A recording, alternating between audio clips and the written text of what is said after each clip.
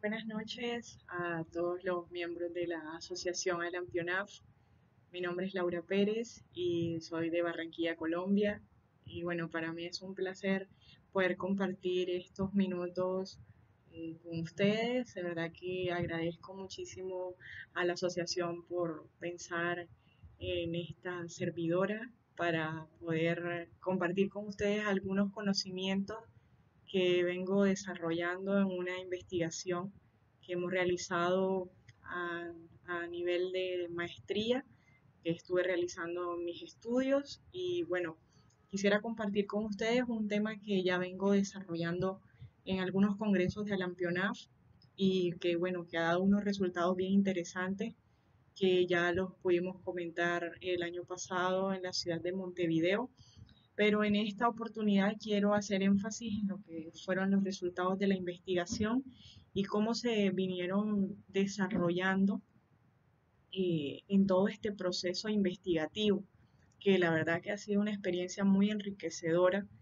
desde el punto de vista jurídico y hasta del punto de vista médico, a pesar de que no soy médico, sino que soy abogada. Entonces, ha sido una labor bien interesante toda esta investigación que se viene haciendo y entonces en esta oportunidad quiero compartir con ustedes el tema reasignación de sexo, el derecho de niños, niñas y adolescentes a ser oídos.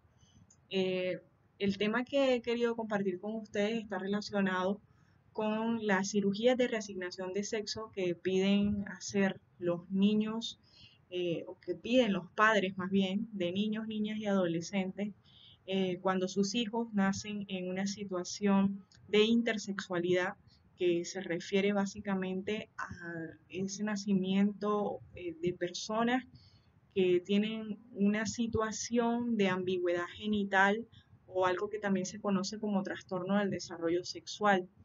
Eh, Hemos estado revisando algunos casos que ha traído la Corte Constitucional Colombiana, en total 11 casos. Durante la investigación estuvimos revisando los 11 casos y la verdad que fue una experiencia muy enriquecedora ver cómo la Corte Constitucional venía desarrollando o viene desarrollando este tema, que además se relaciona con el principio de autonomía progresiva de la voluntad del niño, que a mi modo de ver ha sido un principio que no se ha revisado mucho, pero también se relaciona un poco con el principio de interés superior y con algo que en el Congreso de Paraguay estuvimos trabajando, que fue la participación protagónica de niños, niñas y adolescentes. Entonces hemos podido relacionar este asunto del nacimiento de niños, niñas con en situación de intersexualidad o hermafroditismo, como también se le conoce, y lo hemos venido relacionando con otros principios, como el principio de autonomía progresiva, con el derecho del niño a ser oído en todas las instancias, que es un principio que trajo la Convención de Derechos del Niño de 1989, y lo hemos venido relacionando un poco con la aplicación que le ha ido dando la Corte Constitucional colombiana en sus diferentes sentencias, que como he dicho son 11 sentencias en total. Ok, entonces, como les venía diciendo, este tema del derecho del niño a ser oído lo trajo en la Convención de Derechos del Niño de 1989 en su artículo 12, donde hace referencia a que el niño tendrá la oportunidad de ser escuchado en todo procedimiento judicial o administrativo que afecte al niño, ya sea directamente o por medio de un representante de un órgano apropiado en consonancia con las normas de procedimiento de la ley nacional. Pero este artículo 12 también hace referencia al principio de autonomía progresiva que también se desarrolla en el artículo 5 de la misma convención cuando habla de en función de la edad y madurez del niño, cuando habla de los niños que están en condiciones de formarse un juicio propio, habla del derecho de expresar su opinión libremente. Entonces, esto está íntimamente relacionado con nuestro tema de reasignación de sexo, de cirugías de reasignación de sexo, porque antes de los procedimientos eh, quirúrgicos que se deben practicar, lo ideal es escuchar la voz del niño. Es escuchar la voz del niño siempre, siempre se trata de eso. Y en los procesos o procedimientos médicos que son catalogados como invasivos, que uno de esos casos es esto de la cirugía de reasignación de sexo, estamos en la obligación, los médicos, todos los que trabajan en área de la salud, cirujanos y demás, están en la obligación de escuchar al niño. Siempre hay que escuchar su voz. El niño debe dar un consentimiento, ya sea un consentimiento informado, sustituto, o un consentimiento asistido, que es lo que ha dicho la Corte Constitucional colombiana. Entonces, durante este proceso del niño, con médicos, con terapeutas y demás, que están tratando de resolver su situación, es importante escuchar al niño. No solo hay que escuchar a los médicos, no solo hay que escuchar al cirujano, al endocrinólogo y demás, a los padres de familia, no, también hay que escuchar al niño. Y la Corte Constitucional ha dicho algo muy importante y es la edad del niño. El niño, eh, dependiendo de su edad, como dice la Convención, en función del estado, en función de su edad y de su madurez, el niño tiene la oportunidad de dar un consentimiento. Y la Corte Constitucional ha dicho que el umbral de identificación de género de un niño es a partir de los 5 años de edad. Entonces, se supone que a partir de los 5 años de edad, cuando un niño está entre los 5 años de edad, el consentimiento sustituto de los padres ya no es constitucional. Entonces ya no opera el consentimiento sustituto de los padres, sino que es necesario que haya un consentimiento ya sea asistido o informado por parte del niño sobre la situación, sobre el derecho de su propio cuerpo, el derecho a decidir sobre su identidad de género, a decidir sobre qué es lo que él realmente quiere hacer con su cuerpo, incluso si se quiere operar o si no se quiere operar, dependiendo del síndrome que padezca, porque estos trastornos de desarrollo sexual, por supuesto, se presentan unos síndromes diversos dependiendo del trastorno que esté presentando el niño en su parte genital y demás, e incluso hormonal, entre otros. Entonces es necesario escuchar al niño en todas estas situaciones. La Corte Constitucional colombiana, a lo largo de 11 sentencias que desarrollamos en la ponencia del año pasado en Montevideo, la Corte Constitucional, durante esas 11 sentencias, habla sobre esto y ha dicho algunas cuestiones muy puntuales que quisiera compartir con ustedes en esta oportunidad, que tal vez no tuve tiempo de conversarlo o de compartirlo el año pasado en Montevideo, pero aprovecho esta hermosa oportunidad que me han brindado para compartir un poco y profundizar sobre estas conclusiones o reflexiones más bien que he querido compartir con ustedes en esta oportunidad. Entonces, las conclusiones o las reflexiones a las que llegamos después de haber hecho toda esta investigación son las siguientes. 1. Los profesionales de la salud no pueden tomar decisiones arbitrarias sin tener en cuenta la autonomía del paciente, en este caso el niño o la niña o el adolescente. Se necesita un consentimiento informado por parte del niño. La Corte en esto fue enfática en el tema de la edad.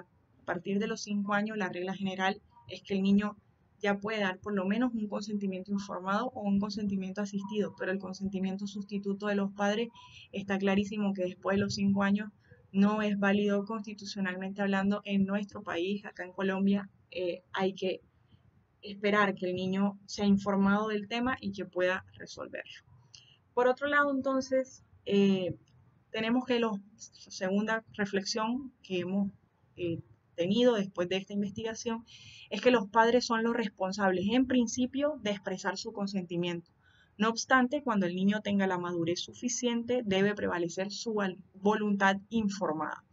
Entonces, esto hay que tenerlo muy presente porque si bien es cierto que los padres son responsables en principio de expresar su consentimiento, esto no quiere decir que el consentimiento de los niños no importa o no debe ser escuchada su voz. Por el contrario, ellos tienen una autonomía que está en progreso y que esa autonomía se hace sentir o se hace escuchar a través de la voz del niño.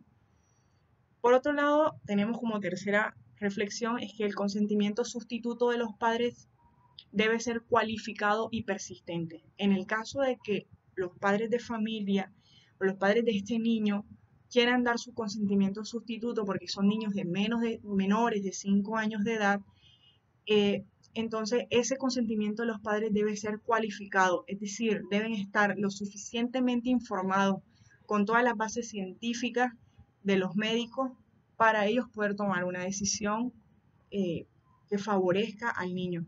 Y debe ser persistente, es decir, no debe ser, ay, bueno, hoy sí y mañana no, hoy sí estamos de acuerdo con la operación, pero mañana no estamos de acuerdo con la operación. No, debe ser persistente, siempre una decisión constante, una decisión constante y que por supuesto favorezca al niño en su desarrollo sexual, psicológico y que por supuesto fortalezca su proyecto de vida a futuro. Por otro lado, tenemos el consentimiento, que el consentimiento sustituto no es absoluto. Eso está clarísimo. El consentimiento sustituto de los padres no es absoluto. No siempre va a prevalecer el consentimiento sustituto de los padres. Tenemos enfrente a un niño que es una persona, es un ser humano que puede expresarse. No es una persona que no pueda expresarse, o no es un ser que no pueda expresarse, no es un ser que no tenga voz. El hecho de que un niño tal vez no maneje un discurso como lo manejaría un adulto, no quiere decir que no pueda expresarse y no quiere decir que su voz no deba ser tenida en cuenta.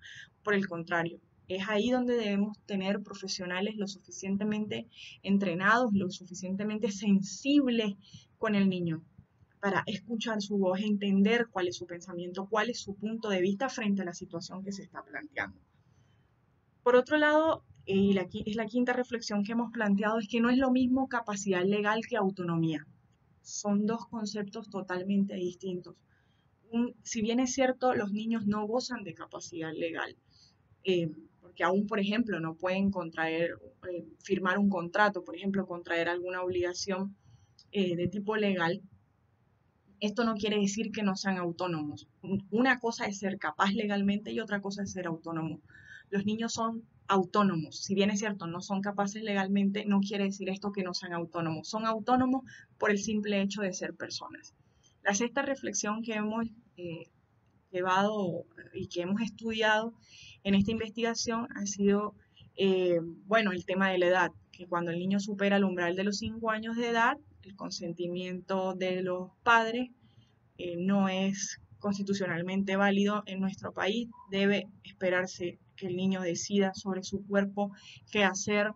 Por supuesto, debe tener un equipo interdisciplinar, esa es la séptima reflexión. Debe haber un equipo interdisciplinar bien conformado que pueda informar al niño, que pueda decirle cuáles son las directrices y cuáles son las circunstancias a las que se está enfrentando. El niño todo el tiempo debe estar informado y para eso es el apoyo del equipo interdisciplinar. Y la última reflexión que quiero compartir con ustedes es que definitivamente no escuchar al niño es un acto de violencia contra su autonomía progresiva.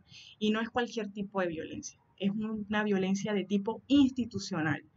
Cuando en una institución médica, por ejemplo, que es el caso que he puesto de niños que son intersexuales, niños que nacen en situación de intersexualidad, donde tienen problemas a nivel genital porque tienen ambigüedad genital y pareciera que tuvieran dos sexos asignados por la naturaleza. Y dentro de esas instituciones médicas no se escucha la voz del niño, entonces se constituye una violencia de tipo institucional. Estamos entonces frente a la violencia institucional por parte de médicos, por parte de todo el cuerpo de la salud, que no escucha la voz del niño, que no entiende la voz del niño, que la omite totalmente, como bueno, como no es capaz legalmente, entonces callémoslo porque no nos va a servir o porque no sabe, no es consciente de lo que está diciendo. No, la idea es concientizarlo de lo que está sucediendo. Mira, te sucede esto, lo vamos a lograr de esta forma, se va a seguir estos y estos protocolos para que tú puedas estar tranquilo y entonces podamos entre todos tomar una decisión. No se debe dejar al niño solo en medio de estas circunstancias que además son bastante complejas y se le debe apoyar y se debe apoyar a su familia con todo un equipo interdisciplinar. Pero definitivamente la reflexión más fuerte a la que hemos llegado con esta investigación es que no escuchar al niño es un acto de violencia, es un acto de violencia contra su autonomía, contra contra su autonomía, contra su desarrollo de la personalidad, contra su identidad, contra su libertad, libertad que tiene como persona, como ser humano que es una persona que está creciendo, que se está desarrollando, que está aprendiendo del mundo. Nosotros los adultos lo que tenemos que hacer es guiarlo, y los profesionales lo que tenemos que hacer es guiarlo para que él logre tomar unas decisiones importantes sobre su cuerpo, sobre su vida, sobre su identidad. Entonces, esto es lo que tenemos que lograr realmente. He querido compartir esta experiencia investigativa con ustedes y bueno, decirles que todavía tenemos mucha tela por cortar en este tema de la intersexualidad en niños, pero bueno, acá en Colombia se viene desarrollando así. Estamos un poco atrasados realmente en el tema, por ejemplo, de transgénero, de niños, niñas transgénero, estamos un poco. Sin embargo, la Corte Constitucional colombiana viene dando eh, algunos avances, algunos pronunciamientos sobre el tema, pero a nivel legal, por ejemplo, no contamos con una ley de identidad de género, como por ejemplo como la que cuenta Argentina o incluso otros países de Latinoamérica. Colombia aún no la tiene, sin embargo, la Corte Constitucional viene dando algunos eh, avances y se ha pronunciado de alguna manera sobre el tema de transgénero, pero sobre intersexuales, bueno, me parece que ya hay una línea bastante sólida sobre este tema y por eso quise compartir estas reflexiones con ustedes, que fueron las reflexiones a las que llegamos. Definitivamente, en estos casos de reasignación de sexo, el niño tiene derecho a ser oído. En todos los casos habidos y por haber, el niño tiene derecho a ser oído, necesita ser escuchado, necesita ser atendido y necesita que su voz se escuche, que sus opiniones sean tenidas en cuenta. Entonces eso para tener presente, ¿no? La voz del niño siempre debe estar presente en cada proceso, en cada circunstancia que se lleve a cabo y fue a las conclusiones a las que llegamos con esta investigación eh, a nivel de maestría y que bueno, he podido compartir con ustedes durante varios congresos de Alampionaf y bueno, me encanta esta oportunidad para poder contar lo último, que han sido algunas reflexiones finales de nuestra investigación. Me encanta poderlos saludar a todos, les envío un abrazo enorme a todos los socios y bueno, muchísimas gracias a la doctora Marilyn Fontemaki y a todo el equipo de trabajo de la Lampionaf. Un saludo fraterno desde la ciudad de Barranquilla, Colombia, el Caribe colombiano. De verdad que les envío un abrazo gigante y bueno, espero poderlos ver pronto, ojalá que sí, después de toda esta contingencia, ¿no? Ojalá se pueda. Un abrazo a todos y muchísimas gracias por la invitación.